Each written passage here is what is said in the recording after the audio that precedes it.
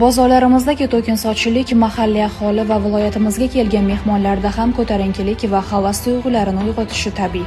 Ayni chog'da mutasaddi idoralar tomonidan savdo rastalaridagi oziq-ovqat mahsulotlarining sifati va xavfsizligiga ham alohida e'tibor qaratilayotganligini aytib o'tish joiz. Xorazm viloyati Ichki ishlar boshqarmasi, Jamoat xavfsizligi xizmati, Jamoat tartibini saqlash boshqarmasi, karantin xizmati xodimlari hamda sanitariya-epidemiologiya idorasi va veterinariya sohasidagi mutaxassislar bilan hamkorlikda viloyatimiz bo'ylab ana shunday nazorat tadbirlari o'tkazib kelinmoqda. Shovot tumanida o'tkazilgan nazorat tadbiri davomida yo'l harakati xavfsizligi xodimlari tomonidan Damas rusumli avtomashina to'xtatib tekshirilganda fuqaro B.B.ga tegishli Shovot tumaniga sotish uchun olib borilayotgan veterinariya sanitariya qonun-qoidalariga zid ravishda hech qanday hujjatlarsiz 600 kilogramm mol go'shti xodimlar tomonidan aniqlandi va iste'mol uchun yaroqsiz deb topilib, krematoriyada yoqish yo'li bilan zararsizlantirildi.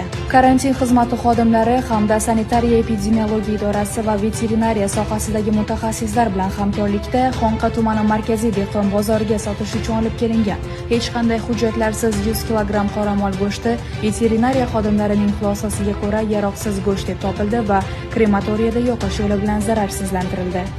Ushbu fuqarolarga nisbatan ma'muriy javobgarlik to'g'risidagi kodeksning 109-moddasiga asosan ma'muriy bayonnoma rasmiylashtirildi.